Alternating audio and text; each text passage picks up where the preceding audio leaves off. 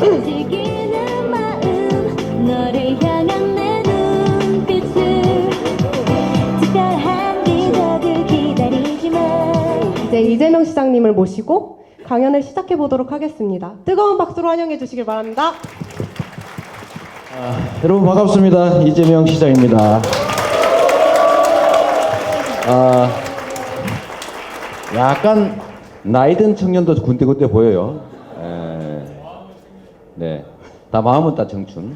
여러분도 반갑습니다. 저는 참 지금 오면서 들었는데 뭐 대학생당, 청년당 정말 여기서요 희망을 봅니다.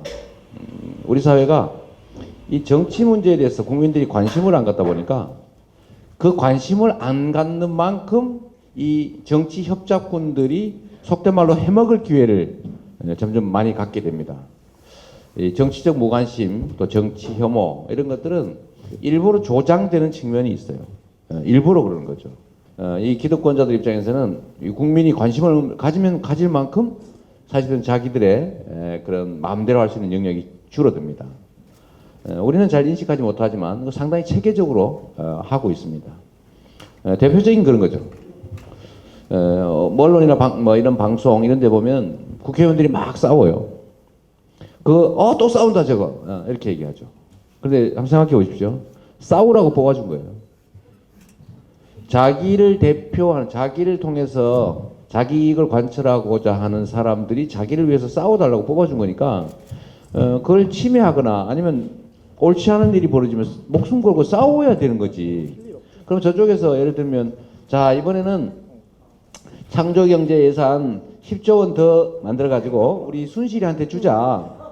고 하면 목숨 걸고 싸워야지. 그러면 네 5조만 하시고 10조에서 반 깎아서 5조만 하세요. 그럼 박수 칩니까? 실제로 이렇게 하고 있어요. 실제로. 그래서 싸우는 게 나쁜 것처럼 포용, 화해 이런 것들이 마치 절대선인 것처럼 이렇게 사람들한테 세뇌하죠. 이 세뇌라고 하는 건 진짜 무섭습니다. 똑같은 말을 반복해서 들으면 진짜로 생각하게 돼요. 그래가지고 심지어는 말의 의미까지 바꿔버리는 게 이 세상이죠. 말의 의미가 바뀐 대표적인 예가 있어요. 어버이. 이게 원래 얼마나 좋은 말이에요. 어버이. 우리는 어버이 은혜 5월 되면 어버이날 또 무슨 이런 거 생각 어버이 그러면 가슴이 이렇게 메이고 그랬는데 최근에는 어버이 말을 들으면 갑자기 확 짜증이 나요. 네? 그 연합이라는 자를 붙여가지고 쓴 것 때문에 그렇죠. 언어의 의미가 바뀌어 버린 거예요. 이런 게 많습니다. 끊임없는 세뇌를 통해서 일이 벌어지거든요. 애국 보수. 원래 애국 좋은 말이에요. 국가가 하나의 공동체로 존속하고 그 국가 구성원들을 위해서 국가는 외부의 침략으로부터 지켜야 되기 때문에 안보 중요하죠. 첫 번째 해야 될 게 공동체를 안전하게 지켜내는 거잖아요. 그러니까 당연히 애국, 안보는 중요한 가치인데 이거 주로 보면 말이에요. 이거 애국 안 하는 사람들이 애국 노래를 부르는 경향이 있습니다. 그래서 애국만 하다 보니까 좀 나쁜 말처럼 느껴지기 시작했어요. 언어의 의미가 바뀐 거죠. 이 정의라는 말 얼마나 좋아요, 그죠? 정의. 근데 대한민국의 이 집권자 중에서 집권 과정에서 가장 부정의했던 사람이 있습니다. 전두환이지. 전두환은 사람을 갖다가 찔러 죽이고 때려 죽이고 쏴 죽이고 이러면서 권력을 찬탈했던 사람이에요. 박정희도 나쁜 짓 진짜 한글로 치면 엄청나게 나쁜 짓 많이 했죠. 좀 공과를 따지면 과가 7이라고 생각하는 사람이니까. 또 공개적으로 얘기해도 상관없어요. 난 그렇게 생각하니까. 근데 이 사람보다 더 나쁜 사람이 있어요. 전두환. 사람을 죽여가면서 집권했죠.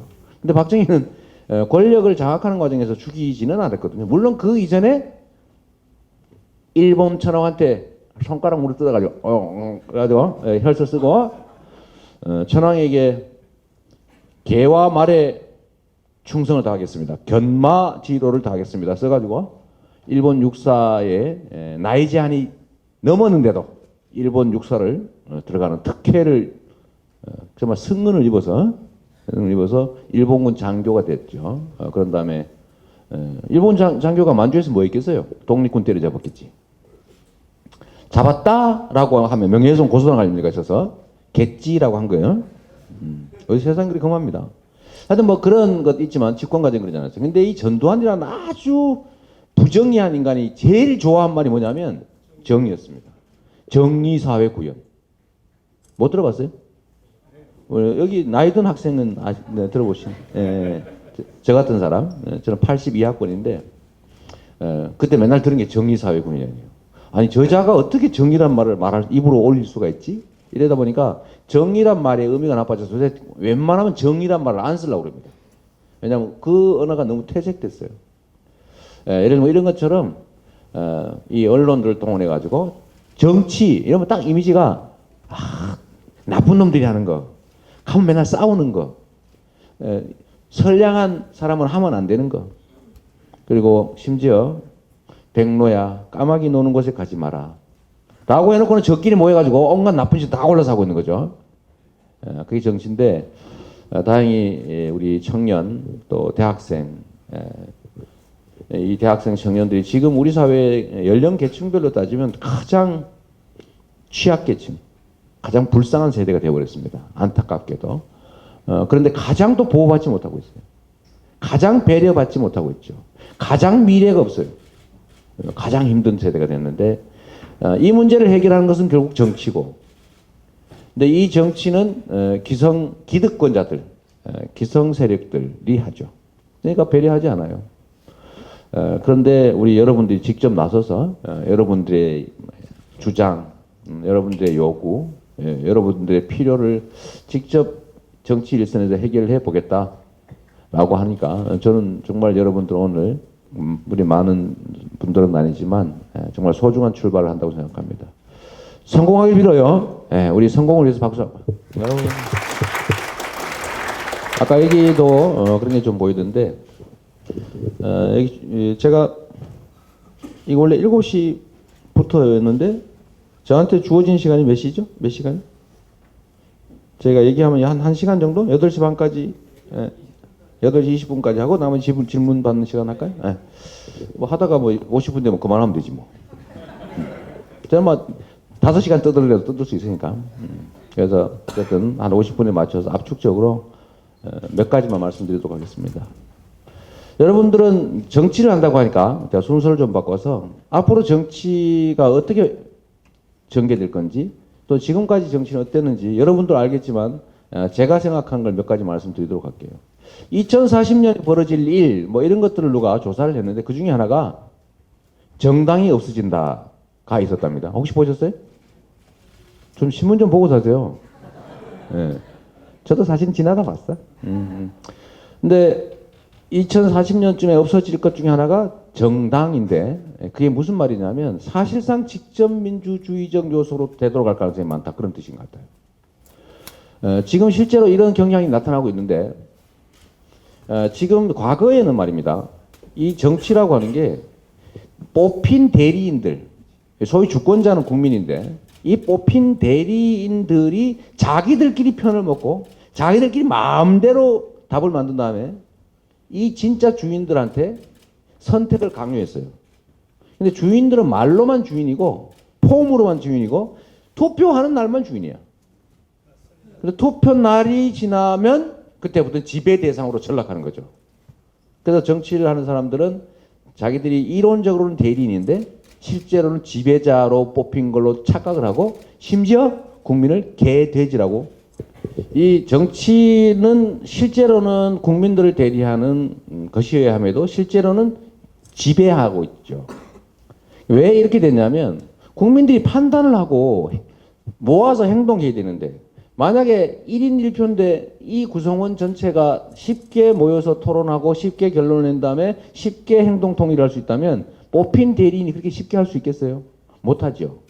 이게 우리가 5천만 명이 모여있기 때문에 쉽게 모여가지고 뭘 의사결정을 할 수가 없습니다.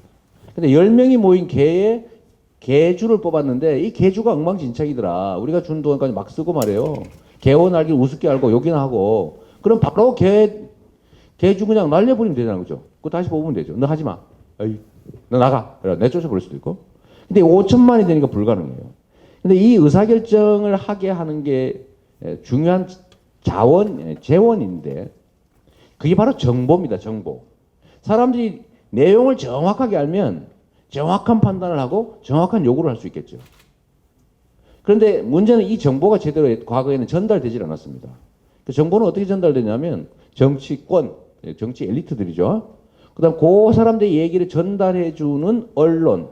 그리고 이걸 통해서 국민 대중들은 얘기를 듣는데 문제는 국민 대중들한테 필요한 정확한 얘기를 들려주는 게 아니라 자기들한테 필요한 얘기만 그것도 왜곡해 가지고 국민들을 동원하는 그런 정보만 알려주는 거예요. 그냥 국민들은 거기 놀아나는 거죠.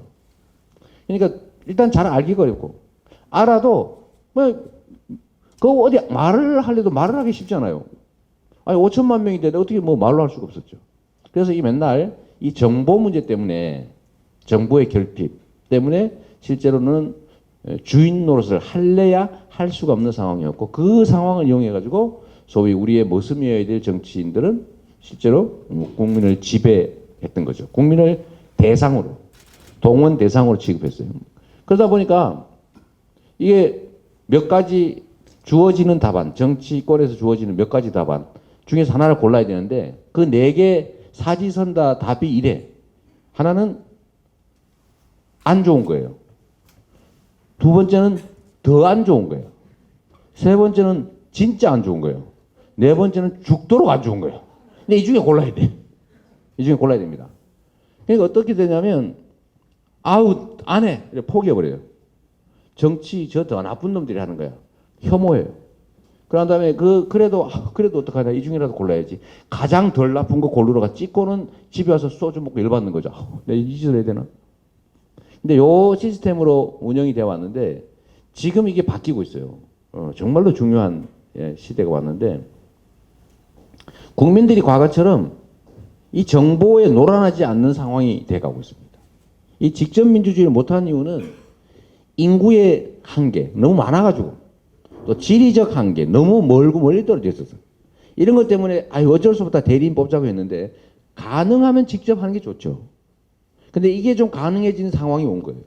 그게 뭐냐면 첫 번째는 객관적인 상황이 정보화 네트워크가 너무 많이 발달해서 사람들끼리 얘기를 주고받고 정보를 주고받고 정보가 진짜인지 가짜인지를 가리기가 너무 쉬워졌어요. 지금도 더 트위터 이런 거 켜놓고 또는 내가 무슨 얘기하면 저 사람이 거짓말인가 진짜인가 바로 여기서 확인해 볼 수 있죠. 사진 찍어가지고 저 이재명이 와서 떠드는데 저 다 얼굴 꼬라지 한번 봐라 뭐 이런 거 막 보낼 수 있는 거예요. 이런 막 수백 명이 막 동시에 봐버리고 그래. 지금도 아마 페이스북 중계하시는 분 여기 계시구나 또 하면은 또 이거 뭐 수십 명 수백 명이 보고 있는 거예요. 그러니까 이런 정보화 네트워크가 워낙 발달을 해서 이 지리적인 한계, 인구 규모의 한계를 뛰어넘어 버렸어요. 두 번째는 뭐냐면 기존 정치에 대한 불평이나 불만이 너무한 정도를 넘어서 견딜 수 없는 정도로 심각해진 겁니다. 특히 이 최근에는 이 소위 신자유주의 세계화라고 하는 게 너무 지나치게 확대되는 바람에 분명히 이 우리가 생산한 양은 늘어났는데 사람들의 삶은 점점 나빠져요. 이유는 뭐예요? 특정 소수가 너무 많이 가져서 그런 거죠. 불평등. 이런 불평등에다가 또 이 경쟁의 룰이 너무 불공정해요. 힘센 사람 장땡 잘 모르실지도 모르겠어요. 그거 하지 말고 힘센 사람 왕. 응? 장땡 모르죠 여러분들은?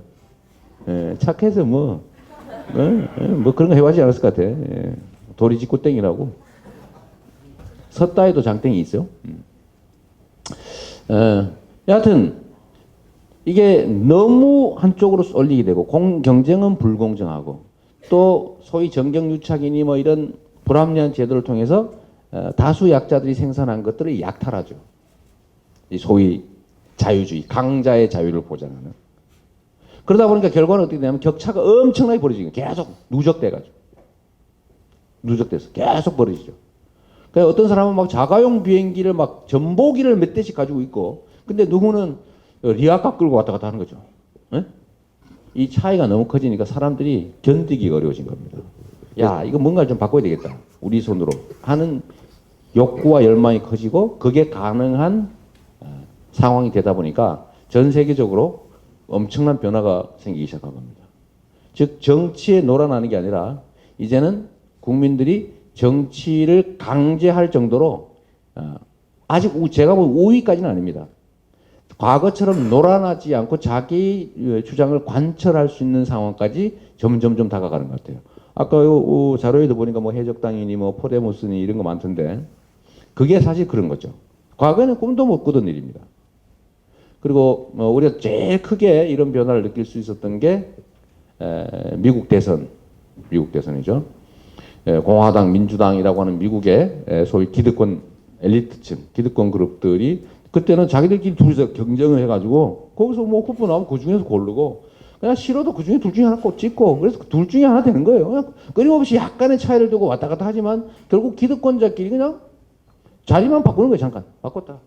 대중들은 끊임없이 그래서 피해를 보고. 근데 이번에 엄청난 변화가 생겨났죠. 트럼프라고 하는 사람이 공화당을 잡아먹었어요. 이 경제적 기득권자이긴 하지만 정치의 기득권자는 아니죠. 대중들은 정치 기득권자가 아니고 국민들과 함께 할 의지가 있다고 보이는 사람을 소위 비주류 아웃사이드에서 골랐는데 민주당에는 버니 샌더스라는 사람이 있었고 공화당은 트럼프라는 사람이 있었죠. 근데 공화당이 좀 무능했던가 봐. 자기들의 기득권을 지키는데 담장이 좀 낮았던 거죠. 거기를 트럼프가 미국 백인 노동자들과 함께 타넘고 점령을 해버렸어요.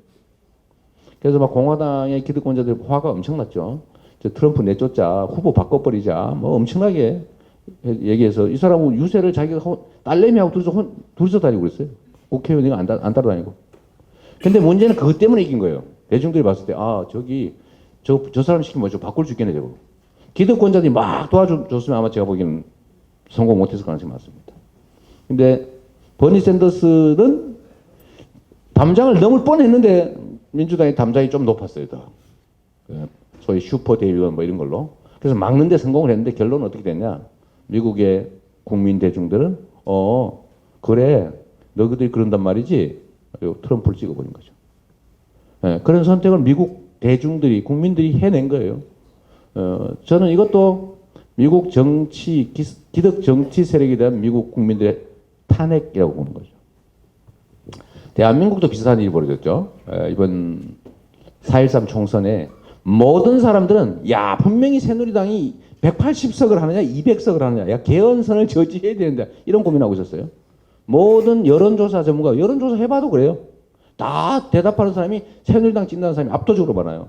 큰일 났네 이거 야당은 둘로 갈라졌고 셋이지 정의당까지 있으니까 청년당하고 이제 대학생 나중에 6개 되는 거예요? 5개? 그러면은 야 큰일 났다 이거 이 개헌선은 저지해야 되는데 그러니까 우리가 100석은 해야 되는데 막 이러고 막 고민하고 모든 전문가들이 다 그렇게 예측했어요. 압도적인 새누리당 승리. 종편 막 신났다고 막 하루 종일 막 뻘겋게 해놓고 막 그런데 저녁에 개표를 해보니까 웬걸 완전히 반대가 돼버렸죠. 근데 다음날 종편들이 얼굴을 다 바꿨어요. 빨간색 다 버리고 검은색으로 싹 바꿨습니다. 요새도 검은색이 많아졌어요. 왜 그런지 아세요? 빨간색 하다가 혼났잖아요. 자기들은 대중들을 속였다고 믿었는데 사실은 자기들이 왕따 당해서 국민한테 속았어. 속은 걸로 속았어. 국어 안에서 잘 못 알아듣겠어요? 자기들 속였다고 생각했는데 국민들이 속은 것처럼 자기들이 속아버렸다고. 이게 뭔 말이야 근데 나 세번이 이상하네. 근데 그래 됐는데 다음 날부터 자기 딱 깨달은 거예요. 야, 이 큰일 났다. 이 국민들이 속지 않는구나 이거. 속는 척하고 다 뒤통수를 쳐버린 거예요. 사람으로 치면. 그래서 야 이러면 우리가 죽겠구나. 그래서 요즘은 균형을 맞춘다고 하고 색깔도 어느 한쪽에 편중이 안 된 걸 해야 되는데 파란색도 안 돼, 빨간색도 안 돼, 노란색도 안 돼, 보라색도 안 돼. 우리 녹색당, 청년당은 뭔 색 할 거예요? 예. 이렇게 다 빼고 나니까 검은색밖에 없었던 거예요.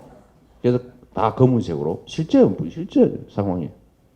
이렇게 해서 결국 국민들이 일반적인 예측을 완전히 벗어난 결정을 했어요. 근데 앞으로도 그럴 가능성이 많은데 이걸 제가 정리를 했습니다. 저 나름대로. 이거 혹시 과학적 근거는 없는 거니까 논문에다 인용하면 안 됩니다. 예. 리포트 쓸 때 이런 거 쓰면 혼나요. 이거 한번 하지 말고 그냥 참고로 알아두세요. 그래서 제가 최종적인 결론을 내린 거는 과거의 국민 대중들은 모래알처럼 고립된 개인들이었다. 그래서 이 모래알을 모아놓으면 어떻게 돼요? 모래더미밖에 안 되죠. 그래서 아무 생명력이 없어요. 그냥 모래더미예요. 그냥 뭐 삽질하면 삽질이 되는 대로 그냥 한섭 떠가면 떠가고 이렇게 당하는 거죠. 그런데 지금은 이 한 명의 한 명의 이 국민들이 소위 주권자들이 자기 신경망을 쫙 뻗어가지고 이 사람 저 사람 온 동네 사람한테 다 그거 결어놓고 실시간 정보와 감정의 소통을 하고 있는 거예요. 그래서 지금은 대한민국 좀 과장을 하면 대한민국 5천만 국민들은 1억 개의 눈과 1억 개의 귀 5천만 개의 입을 가진 하나의 유기적 인격체가 됐고 그걸 통해서 집단지성, 그것도 아주 높은 수준의 집단지성을 발휘하고 있는 거예요. 그래서 이게 과거처럼 고립된 개인이 아니라 하나의 집단으로서 하나의 유기적 동일체로 실제로 판단하고 행동하는 것 같습니다. 그러니까 우리도 잘 몰라요. 잘 모르는데 실제로 그런 집단지성은 발휘되고 있는 거죠. 이게 전 세계적인 현상 같습니다. 그러니까 우리가 앞으로 저는 이번 탄핵 때 제가 좀 득 좀 봤잖아요. 그죠? 제가 왜 박수 쳐주는 거예요? 득 봤다는데 뭐 박수를 쳐요. 네, 감사합니다. 근데 그 이유 중에 하나는 일부에서는 저보고 과격한 말하고 뭐 현장에서 연설하고 그래서 인기를 받은 거지 이렇게 생각하는데 사실은 저는 아니라고 확신해요. 왜냐하면 저보다 훨씬 더 과격하게 발언하고 훨씬 더 현장에서 열심히 뛴 분들이 거의 떨어졌어요. 이해를 못할 겁니다. 왜 떨어졌지? 이재명이는 뭐라고 발언하는지 연구했을 거야 아마. 쟤는 뭐라고 했길래 저렇게 따라하는 분도 있긴 하더라고요. 근데 실제는 그게 아니라는 거예요. 저는 이 딱 터지자마자 첫 번째 이거 퇴진해야 될 사유구나. 그 이유는 그거였어요.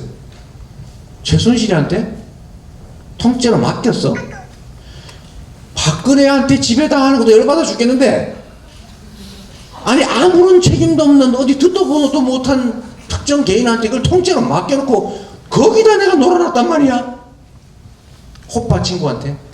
이거는 뭘 많이 해먹었다, 무능하다, 부패하다, 자질부족이다 이런 거는 참을 수 있어요. 근데 이 지금 얘기한 이 사실은 자존심 상해서 용서할 수가 없는 상태. 차라리 내가 친구한테 한 대 맞으면은 너 일로 와봐. 그러다가 술 한잔 먹고 풀 수 있는데 막 침 뱉고 꼬집고 막 이런 거 하잖아요. 예를 들면 뭐 허위 사실로 막 이런 건 용서가 안 돼. 감정이 상한 거죠. 저는 대중이 수치심을 느꼈다 이거 분명히.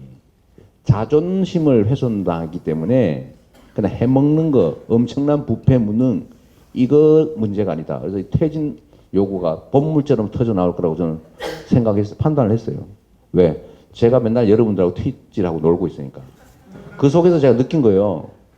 왜? 대중은 집단지성을 갖춘 사실상 하나의 인격체이므로.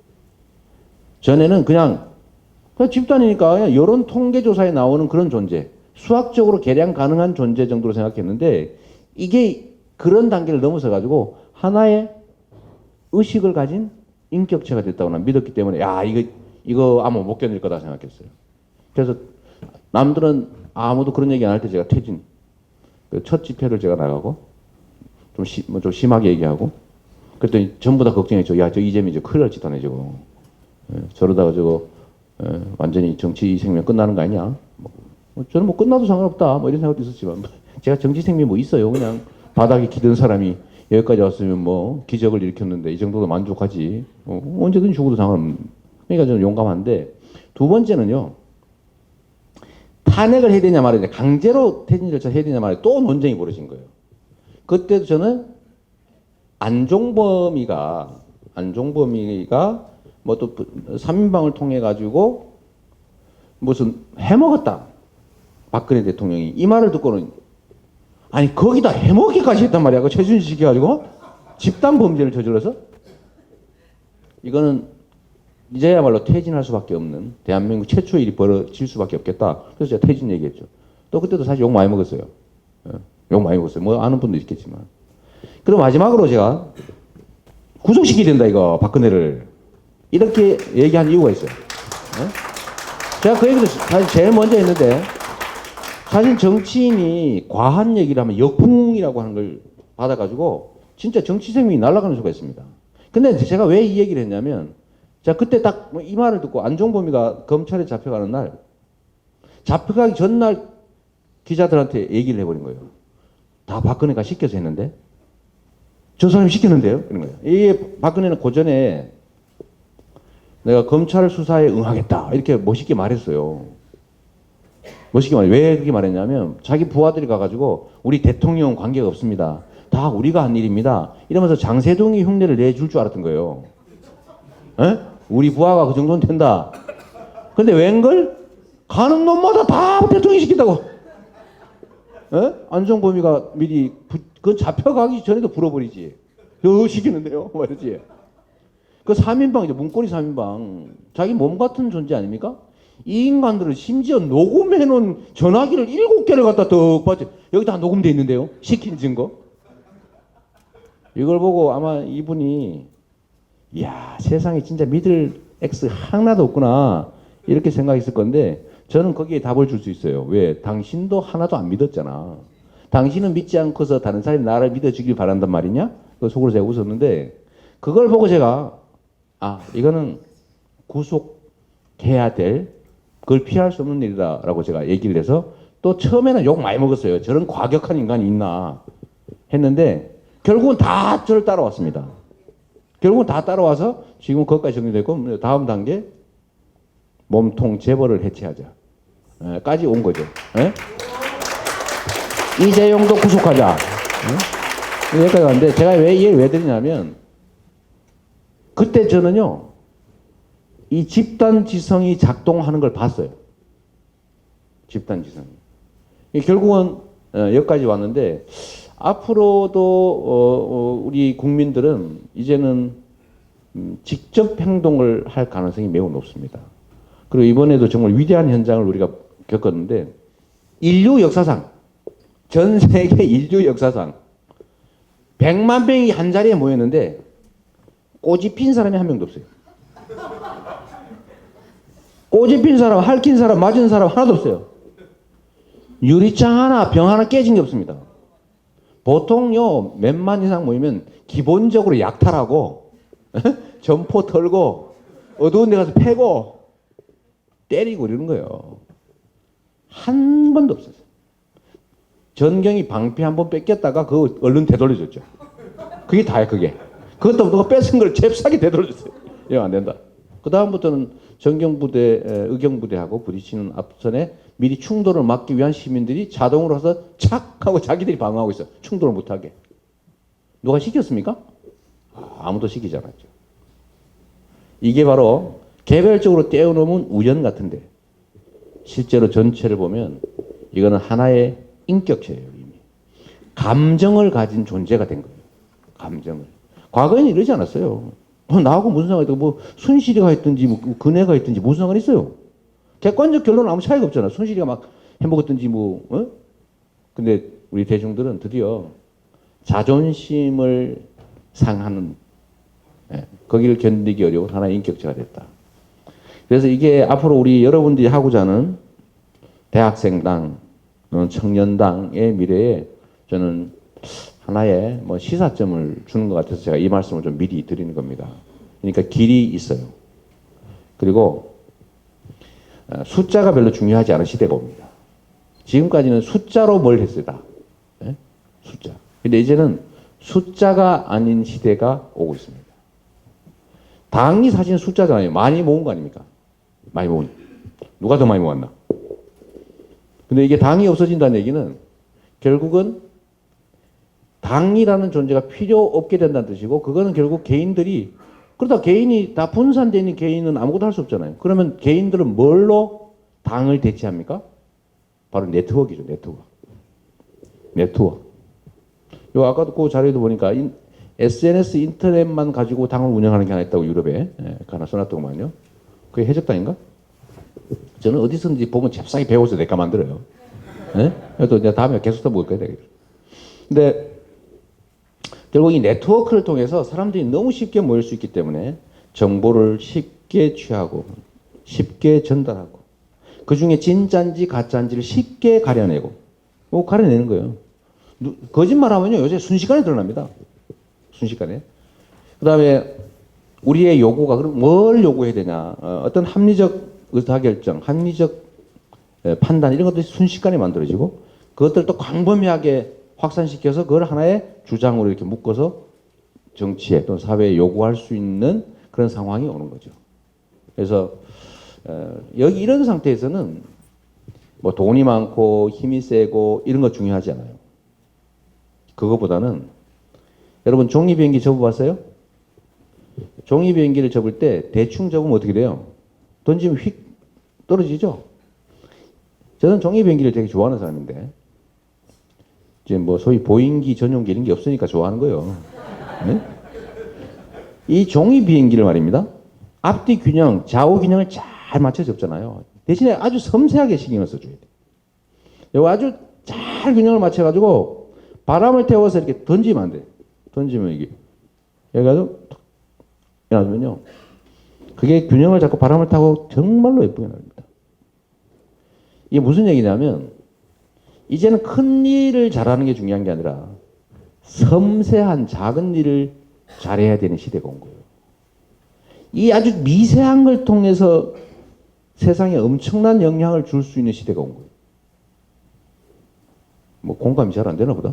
예? 제가 우리 아들한테 맨날 하는 소리예요. 우리 아들이 딱 여러분 나이입니다. 대학 그냥 군대 제대하고 대학 복학기간 하는 1월달 다시 제대가 3월달에 복학을 하는데 아이들한테 맨날 하는 얘기죠. 이 아주 작은 걸로 세상을 움직일 수 있는데 그 핵심은 뭐냐면요. 교감 능력이에요. 교감 능력.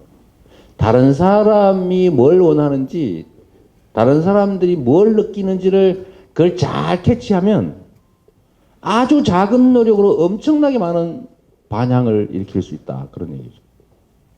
그러니까 정치도 옛날처럼 200명 모아가지고 막 여의도에서 몽둥이 들고 용팔이 사건 하고 있어요. 이거 보니까 아는 사람이 하나도 없네. 그런 거 몰라도 됩니다. 용팔이 사건 한번 쳐보세요. 옛날에는 몽둥이로 정치를 하던 시대가 있었습니다. 깡패. 그걸로 막 당대표 뽑는 데 가서 몽둥이 휘두르고 막 그러는 거예요. 그걸로 결판 나는 거야. 거기서 뽑히면 끝이요. 그런 시대가 있었어요. 하드하죠? 하드하지. 지금은 아니에요. 지금은 점점 더, 예를 들면 민주당도 무슨 모바일 투표니 이런 거 하고, 또 카페니 뭐 게시판이니 이런 데서 여론으로 이재명이가 철거민을 때렸대. 그래가지고 막, 요거는 제가 사실은 잠깐 놔뒀어요. 왜냐하면 좀 더 많이 퍼진 다음에 제가 반격하려고. 지금 어제 밤 12시부터 시작했어요, 내가. 그럼 이게 역전이 돼가지고, 저 왜 그러냐. 저 사람을 시키면 절대로 부정부패는 안 하겠구나. 라고 하는 근거를 만들기 위해서 제가 지금부터 대대적 반격을 시작하는데, 그건 이유가 있죠. 근데 이것도 순식간에 몇 시간 만에 전국으로 다 퍼져버립니다. 팩트만 정확하게, 바람을 잘 타면.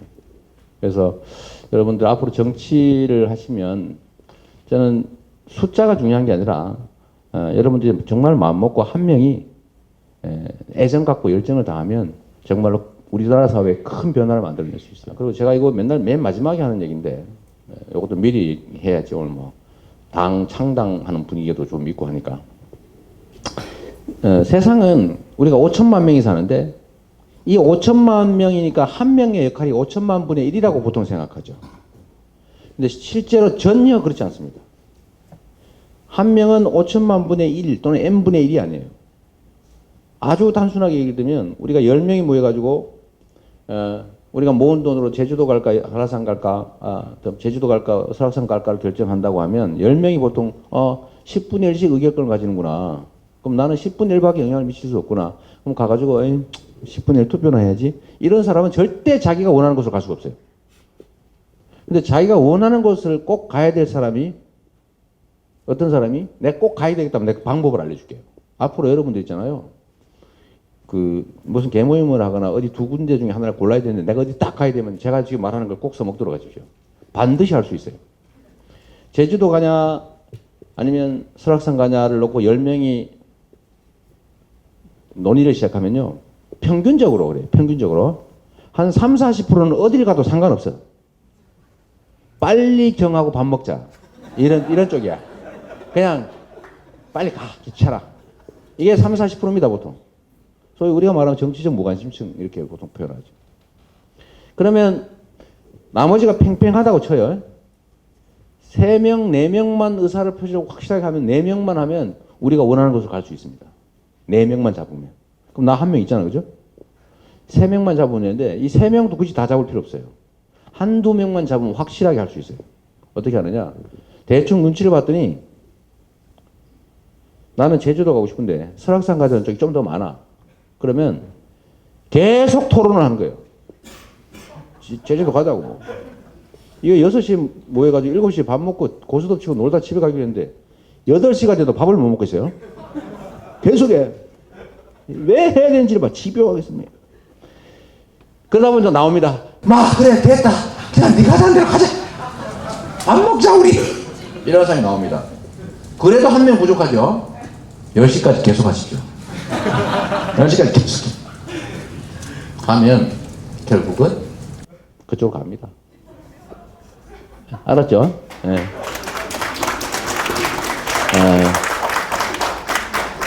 그러니까 이 하나의 공동체에서 이 구성원 1명이 가지는 결정력은 n분의 1이 아니다. n분의 1이 아니라 집요하고 적극적이고 이재명처럼 독하고 이러면 저기 이름도 잘 모르는 내 이런 소리 다 큰일 날 뻔했는데 저기 기초단체에 전혀 불가능한 사람이 대선 후보 무슨 3위, 나중에 어느 날 보니까 3위 돼 있더라고. 이런 일이 실제로 벌어질 수 있는 거죠. 이게 집요함, 철저한 사전 준비, 적극성, 이런 것들로 만들어 온 거예요. 내가 가끔씩 박 시장님한테 안타까운 게 있는데, 저도 개인적으로 박 시장님 되게 좋아하거든요. 그분이 저보다 변호사도, 저 인권 변호사도 빨리 했고, 시민운동도 빨리 시작했고, 한 몇 달. 저는 성남에서 주로 놓고, 이분은 이제 서울에서 놓으시는 분이고. 그 다음에, 뭐 사회운동도 저보다 언제나 먼저 하셨는데, 마지막으로 시장은 내가 1년 먼저 했어요. 물론 규모의 차이는 있어요. 내가 뭐 동급이라는 얘기는 아니니까 오해하지 말고, 박 시장님한테 이러면 안 됩니다. 근데 거의 비슷해요. 비슷한데 우리 박원순 시장님이 실제로는요 진짜 한 게 많아요. 진짜 한 게 많아. 근데 잘 몰라요. 정말로 많이 했어. 내가 보니까 막 외기도 어려워. 그럼 제가 그거 가끔씩 뺏겨 쓰기도 하고 그러거든요. 뭐 좋은 정책이 뺏겨 쓰는 거죠. 그런데 오해하는 경우가 가끔 있어요. 그 정책을 서울시가 먼저 한 걸 내가 뺏겼음에도 불구하고 성남시가 한 걸로 아는 사람이 많아. 왜? 이재명은 뭘 하면 지 자랑질을 죽으라고 치고요. 강제로 막. 박수 한번 쳐봐. 일단 트위터, 페이스북에 쓴 다음에 그거를 누가 기사로 쓰면 그걸 트위터에 또 써. 그걸 또 누가 인용하면 또 리트윗해. 미친 듯이. 그래서 박 시장님은 점잖애가 그걸 못 하신 거예요. 점잖아서. 근데 결국은 어떻게 됐어요? 제가 훨씬 더 일을 많이 하는 것처럼 알려졌는데 결국 왜 그렇게 되냐면 그 집요함 때문에 그렇습니다. 집요함. 행정을 아무리 잘하면 뭐예요? 잘하는 건 중요하죠. 그건 기본이지. 그 못하는 놈 내쫓아야지. 잘하는 사람 잘한다고 하면 안 돼요. 그건 기본이니까. 문제는 그 다음이죠. 많이 알려야지 주인한테. 무슨 일 열심히 하면 저 산비탈에 가서 막 죽으라고 일했는데 주인이 보면 저 새끼 어디 산속에 놀고 있구나 이렇게 생각하면 안 되잖아요. 보고 해야지. 잘 알리는 게 의무기도 하다 이 말이에요. 그럼 저희가 한 거 왜 안 알리냐? 그래서 제가 박 시장님한테도 그 빨리 보니까 또 쓰고 하세요. 그때 아이 그거 어떻게 해? 그냥 하세요. 2번까지는 쪽팔린데 3번부터는 괜찮아요. 그래. 근데 요새도 잘 안 하시더라고. 나도 얘기가 좀 했는데. 한 명이 할 수 있는 역할이 참으로 크다. 그리고 사람을 움직이는 것은 인간관계나 이런 게 아니라 정보를 주는 거예요. 그 사람이 그렇게 판단할 수밖에 없는 정보를 그냥 조용히 던져주면 변하지 말래도 그렇게 변합니다. 예. 요구하지 마세요. 요구한다고 사람들은 들어주지 않습니다. 야, 나 좀 지지해줘. 우리 청년당 가입해줘. 가입하기 싫은 사람이 가입해달란 말 때문에 하고 싶은 생각이 들 것 같습니까? 안 들어요. 왜 청년당을 가입하면 자기한테 유익한지를 정보를 줘야 돼, 정보를. 그러면 하기 싫어도 하고 싶은 마음이 저절로 생겨요. 사람의 마음을 뺏으려고 하지 말고요. 정보를 줘서 결정하게 하십시오. 그렇게 하다 보면 우리가 좋은 세상도 오겠죠. 이제 딴 얘기로 좀 돌아가서 지금 청년들과 관련해서는 여러 가지 논제들이 있습니다. 아까 여기도 나왔던데 도대체 청년들을 어떻게 하자는 거냐. 제가 정부에 정말 황당할 정도로 실망스러운 게 이 사람들이 말만 하고 돈만 쓰면서 아무런 효과 없는 짓만 반복하고 있어요. 올해도 우리 청년 실업 대책인지 뭔지 이렇게 가지고 편성된 예산이 자기들 말로는 2조 1천억인데 여러분들 그중에 혜택 본 거 있어요, 없어요? 있어요? 있는 분 손 들어보세요. 하나도 없죠. 성남시에 가서 술집 같은 데 이렇게 모았을 때 말이에요. 이 중에 성남시의 청년 정책으로 득본 사람 손 들어보세요 하면 상당히 많습니다. 뭘까요? 청년배당이. 성남에 한 11,000명 정도, 한개 나이에 11,000명 정도가 있어서 우리가 113억 정도 편성해서 1년에 100만 원 이걸 4분기로 주다가 제가 26일 날 크리스마스 다음 날 이때까지 안 주었던 절반 나머지를 한꺼번에 다 주고 있어요. 지금 주고 있어요. 여러분 약 올르시죠? 반응이 없는 거는 관심 없다 그런 거예요? 아니면 신경질 안 나는 거예요? 요거를 우리 예산을 아껴가지고 청년배당이라는 이름으로 저는 한 개 연령밖에 못 주는 게 정말 마음 아픈데 이거를 한 개 연령 24세에만 1년 동안 주는 거예요. 언젠간 그 어린 나이 사람도 24세가 될 거니까 했는데 이 100만 원을 지역화폐로 성남에서만 쓸 수 있는 그것도 대형 유통점 술집 이런 거 못 써요. 가라오케 이런 데 못 써. 그러니까 이거를 동네 골목 재래시장에만 쓰게 해놓으니까 동네 골목 재래시장 매출이 올라가는 거예요. 매출이. 그래서 이중의 효과가 있죠. 청년은 혜택을 보고 그건 지역 경제로 흘러가서 동네 골목 상권을 활성화시키는 이중의 효과가 있죠. 원래 정책은 이런 효과가 중첩적으로 있는 게 잘하는 거죠. 그런데 이걸 상품권으로 준다고 그랬더니 깡 했다고. 깡 했다고 그냥 난리 그렇게 욕을 하더라고요. 깡하면 어떤데? 그럼 현금 좀 주는 것보다 깡하는 게 낫지 않습니까? 근데 그 중에 그런 새로운 정책으로 생기는 요 부수적인 요만한 꼬투리 잡아가지고 이재명이가 깡하게 했다고. 깡하게 하는 나쁜 놈이라고. 깡 그걸 엄청나게 가지고 사실은 이 이미지가 아주 나쁘지만 실제로 성남시는 그런 종편이나 이런 언론에서 깡 얘기하면서 성남시를 욕할 때마다 성남 시민들의 이재명에 대한 지지율은 올라갑니다. 아, 그렇지. 저렇게 해서 우리가 덕을 봤지.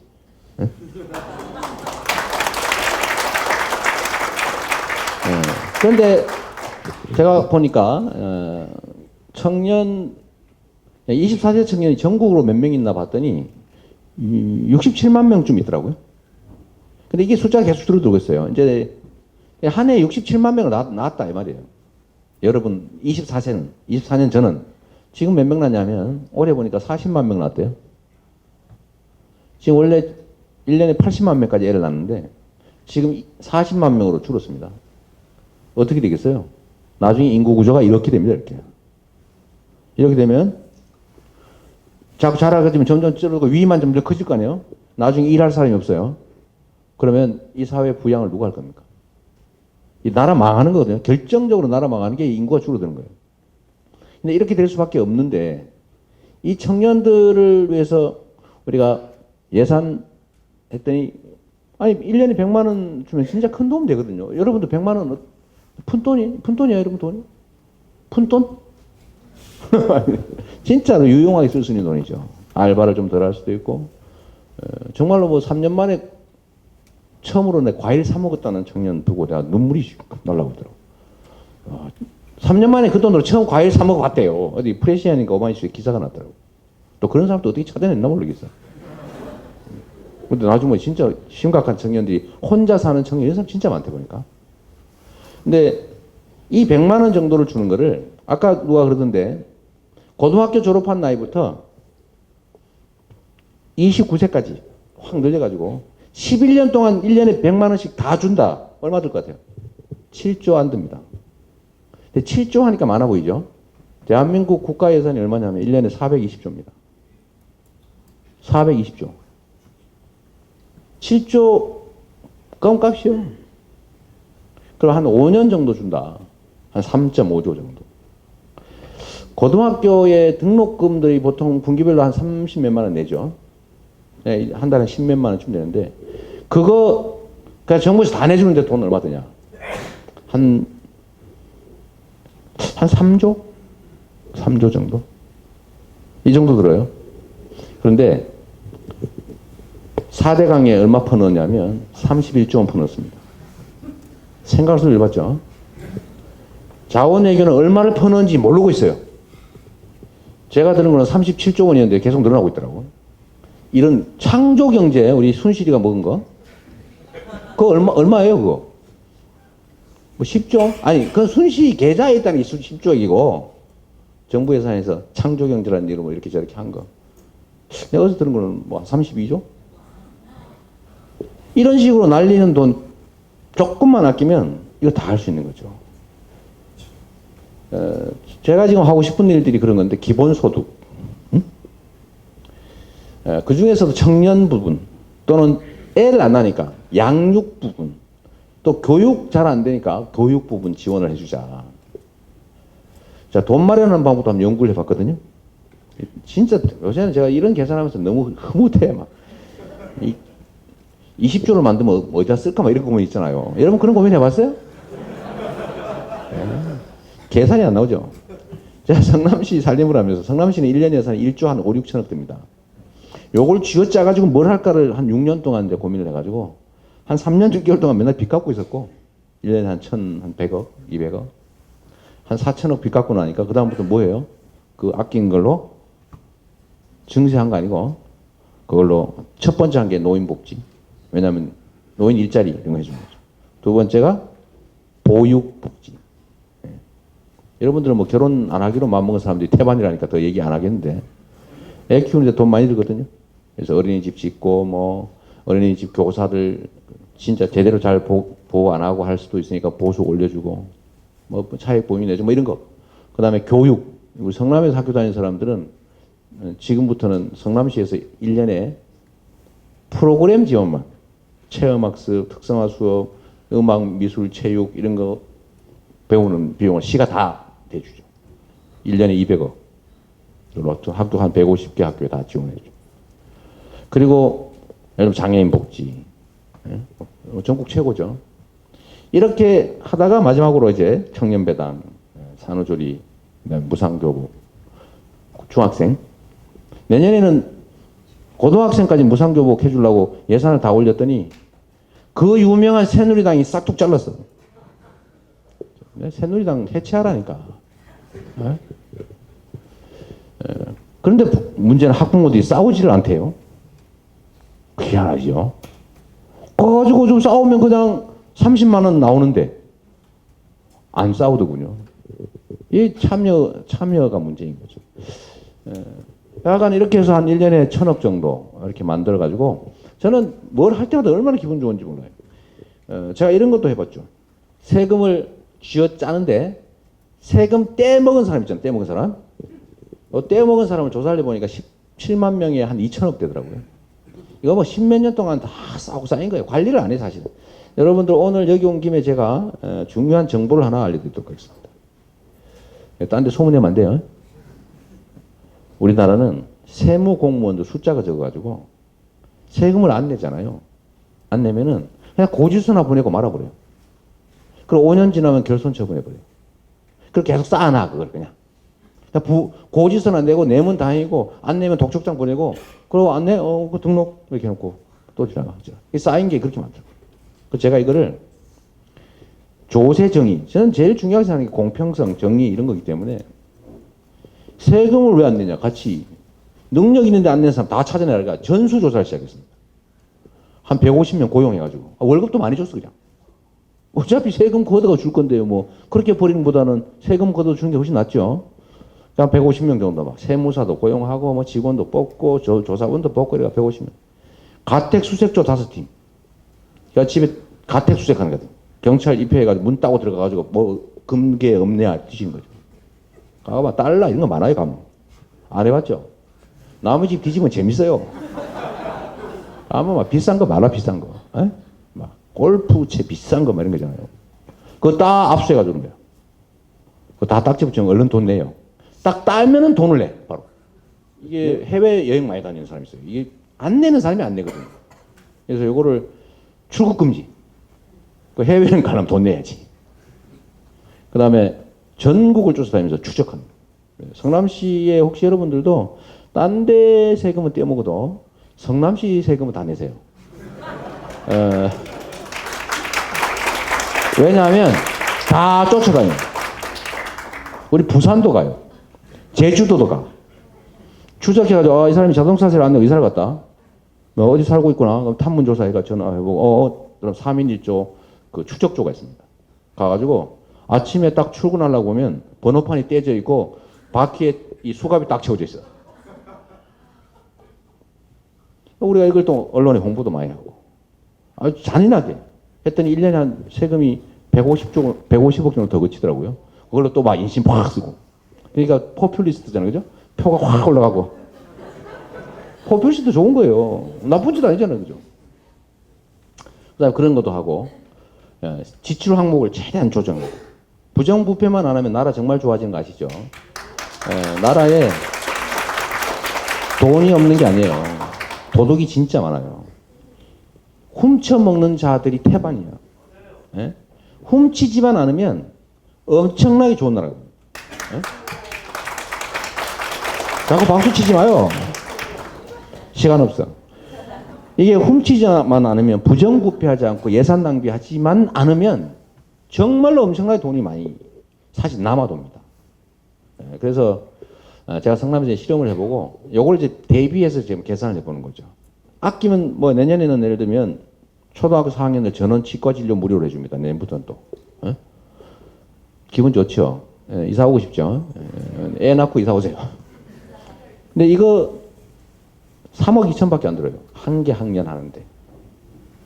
근데 이 돈을 자꾸 마련해야 되니까 지금 돈을 쥐어짜서 만들어야 되는데 방법이 없잖아요. 최근에 뭘 쥐어짜냐면 가로등 정비 예산을 한번 쥐어짜봤어요. 제가 인상을 확 써버리니까 가로등이 고장이 덜 나더라고요. 1년에 통계적으로 가로등이 몇 개가 고장이 나고 단가가 얼마하고 해서 그렇게 예산을 편성해가지고 입찰을 해놓는데 거의 다 쓰더라고요. 그래서 제가 어느 날 의문이 들었어요. 진짜 이렇게 다 고장이 날까? 25% 삭감. 일률적으로 3개 구청에 삭감한 다음에 구청 과장들을 불러다 이렇게 얘기했어요. 견뎌보세요. 견뎌보시고 꼭 필요하면 추경 때 나한테 얘기하세요. 대신에 제가 꼭 지켜보고 기억하겠습니다. 이렇게 얘기했어요. 그랬더니 지금 12월이 됐는데 부족하다는 얘기가 없어요. 그리고 가로등 그냥 고장난 거 하나도 없이 깨끗하게 그대로 유지되고 있어요. 성남에 가로등이 하나 꺼지면 누가 바로 사진 찍어 트위터로 나한테 날라옵니다. 가로등 꺼졌는데요? 그럼 2시간 안에 가서 고쳐야 돼. 우선 성남시 행정 그렇게 하고 있죠. 광속 행정. 트위터 넘어야 한다고 지금 검찰이 날 수사하고 그러는데 우리 행정을 트위터로 합니다. 행정을. 오면 즉시. 보통 민원 여럿씩 걸고 그러잖아요. 우리는 딱 3시간이면 해야지. 위치 어디입니까? 그럼 바로 가서 확 빨리. 근데 가로등이 고장나는 게 줄어든 거예요. 신통하지 않습니까? 제가 그걸로 또 딴 데 쓰고 있어요. 딴 데. 그래서 내년에도 역시 25% 동결한 상태로 내년 예산 편성했어요. 그러니까 얼마나 재밌습니까? 이거 한번 쥐어짜면 막 나와요. 근데 중앙정부는 지방정부보다는 훨씬 낭비 요인이 많습니다. 왜?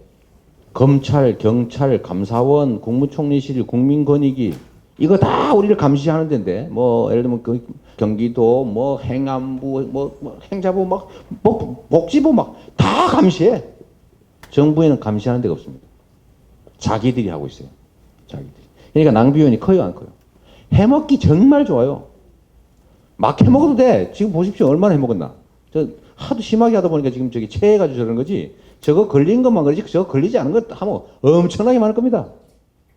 저는 정부 예산의 최소 한 20%는 사실은 확 줄여버려도 살림이 될 거라고 믿는 사람이에요. 그래서 그냥 아니 그건 너무 과하고 그냥 성남이 아꼈던 것만큼 7%만 아끼자. 그 4728, 428 아니 2724 내가 산수를 잘못했네. 얼마예요? 30조. 30조가 딱 나오는데 여기다가요 제가 20조 정도는 또 만드는 방법이 있어요. 별로 어렵지 않은데 우리나라에 말이에요 기업이 59만 개가 있습니다. 근데 OECD보다 올해 세금을 한참 덜 내고 있거든요. OECD는 명목세율 25% 평균이에요. 25%. 그리고 실효세율 진짜 내는 거 뭐 이렇게 감면해주고 한 그 22%입니다. 근데 우리나라는 명목세율이 22%예요. 그리고 실효세율은 얼마냐? 15%입니다. 그중에 10대 재벌은 12%대예요. 여러분들은 가게나 영업을 할 때 8,800만 원 이상을 벌거나 직장 생활하면서 그 이상을 벌면 세율이 얼마? 35% 축하합니다. 그것까지 벌어보시지 못했군요. 나 모르네 보니까. 아이고 참. 그렇게 벌어봤어야지 세금을 그렇게. 세금은 누진제잖아요, 그죠? 그런데 실제로는 세금을 15% 이렇게 내고 있다 이 말이에요. 더 많이 벌수록 더 적게 내고 있어요. 그러니까 이걸 좀 OECD 정도만 그것도 다 올리지 말고 1년에 500억 이상 버는 것만 OECD 평균만큼만 올리자. 8%. 최고세율 30%. 500억 이상만. 했더니 15조 원이 나와요. 근데 대상 기업이 몇 개인지 아닙니까? 440개밖에 없어요. 440개 기업에 500억 이상 영업이익이 돼서 8% 증세를 하면 15조 원을 만들 수 있습니다. 그리고 뭐 다른 감면하는 게 몇 조 만드는 거 좀 떼고 그냥 뭐 저 인심 뭐 요즘 막 팍팍 써 이런 거는 큰 거 몇 개만 해도 1년에 10억 이상 버는 거 여러분 10억 이상 버시는 분 그거 없어요. 좀 있어봐요. 아 진짜 대한민국에서 1년에 과표 기준으로 10억 이상 버는 사람이 몇 명 있냐면 대상자 2,700만 명 중에서 6,000명 있습니다. 6,000명. 0.02%쯤. 이 0.02%에 대해서 이 사람들에 대해서 10억 이상에 대해서만 버는 거 10억 이상 버는 것만 10%만 더 내자. 했더니 얼마 나오냐면 2조 4천억 나왔어요. 우리나라 소득 편중 수익 이게 너무 편중이 커서 그렇습니다. 우리나라의 1%가요. 우리나라 모든 사람들이 1년에 버는 돈의 13%를 가집니다. 1%가. 0.1%는 얼마 가지냐? 안 보긴 했는데 그 그래프는 더 이렇게 띄어요. 그러니까 이게 불평등이 너무 크니까 좀 더 내자. 그러면 대개 한 18조쯤 되죠. 뭐 기타 등등 20조. 50조 원 정도를 각분이 마련했죠. 그죠? 행복이 한번 젖어보자고 우리가. 네? 50조. 이 50조가 얼마나 큰 돈이냐? 1인당 100만 원씩 줄 수 있는 돈입니다. 1인당. 3인 가구는 300만 원. 그런데 성남시로 이사 가자, 뭐, 야, 청년배당도 해주고, 뭐, 산후조리도 해주고, 봤더니 인스타그램에 청년배당 찍어보면요, 막 그 자랑 하나가 난리예요, 난리. 난리인데, 이거 다 합쳐서 성남시가 하고 있는 소위 복지정책은 1인당 10만 원이 안 됩니다. 아까 얘기했던 거, 온갖 거, 다른 데서 하는 거 다 합쳐도 10만 원이 안 돼요. 그러면 국가 5천만으로 하면 5조 원이고, 이거의 10배를 전 국민한테 다 해줄 수 있는 겁니다. 엄청난 돈이죠. 그런데 초고소득자 6,000명. 그 다음에 500억 이상 영업이익 끊는 대기업들 440개.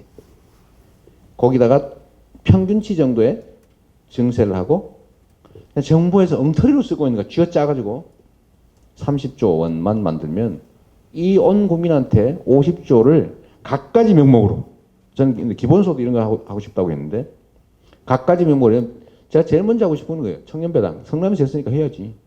그죠? 청년배당. 육아 뭐 아동수당. 고등학생들 힘드니까 거기도 뭐 월 10만 원 정도씩 1인당 배정하고 기초연금도 한 10만 원 정도 올려서 30만 원 정도 받게 해주고 이러면 살 수 있거든요, 부부가. 이렇게 다 써도 20조밖에 안 쓰지더라고. 뭐 이 다 해도.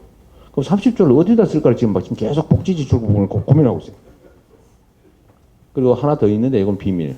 한 20조 정도를 더 만들 수 있는 게 있어요. 소수만 부담을 하면. 그러면 이 나라가 얼마나 좋아지겠냐. 이렇게 하면 경제가 살아납니다. 지금 경제가 죽은 이유가 뭐예요? 여러분도 돈 쓰려니까 돈이 없죠. 옛날 우리 어머니가 맨날 하시던 말씀인데 먹고 죽을래도 돈이 없다. 먹고 죽을래도 라고 얘기는 지금이 딱 그런 상태입니다. 우리 국민들이 주머니가 비니까 돈을 쓸 수가 없어요. 결국 어떻게 돼요? 기업은 투자할 곳이 없습니다. 그래서 경제가 순환을 해야 되는데 쭉 가다 삑 멈추려고 그러고 있어요. 멈추면 죽는 거야. 멈추면 대공황이야. 이렇게 돌려야 돼. 이러고 있어요. 멈추면 죽는 거죠. 근데 이 실제로 멈춰본 경험이 있죠. 대공황. 미국의 대공황. 해결 방법이 딱 3가지였어요. 첫째는 뭐냐? 기업들이 제대로 된 경쟁을 안 해서 생긴 문제예요. 첫째로. 막 카르텔, 독점 막 이런 거. 합리적 경쟁이 가능하도록 만들어줬죠. 뉴딜. 두 번째는 노동조합을 강화해가지고 노동자들의 힘을 키웠어요. 노동이 분배받는 몫을 늘렸습니다. 세 번째는 복지제도를 처음으로 시작해가지고 어려운 사람들 식료품비도 주고 일자리도 만들어주고 하기 시작한 거죠. 그래서 이게 미국은 돈이 잘 돌아서 결국은 미국의 50년 호황, 80년대 중반까지 50년 호황을 끌어왔다고 해요. 근데 이게 망가진 게 또 뭐냐? 대공황의 원인이 됐던 자유주의를 새로운 형태로 만드는 소위 신자유주의. 힘센 사람 마음대로. 힘센 사람 마음대로. 자유. 약한 사람은 죽을 자유. 이런 자유를 주다 보니까 다시 딱 대공황 전 단계로 회귀한 거예요. 해법은 똑같습니다. 국민들의 주머니를 채워서 유효 수요를 늘린다. 제일 좋은 방법은 노동자들의 몫을 늘리는 거예요. 제가 일자리 얘기하니까 그거까지만 하고 제가 끝내도록 할게요. 여러분들 중요하니까. 청년들의 정책으로 계속 일자리가 있어야 된다는데 청년들을 위한 일자리라고 하는 게 제가 보기엔 빈말입니다. 아니 일자리 자체가 없는데 무슨 청년을 위한 일자리가 있어요. 청년이 제일 힘 약한 존재들이거든.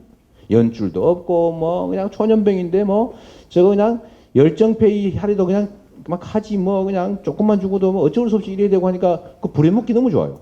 일자리 자체가 없는데 일자리를 늘려서 노동자들 즉 가계의 몫을 늘리면 경제가 살아납니다.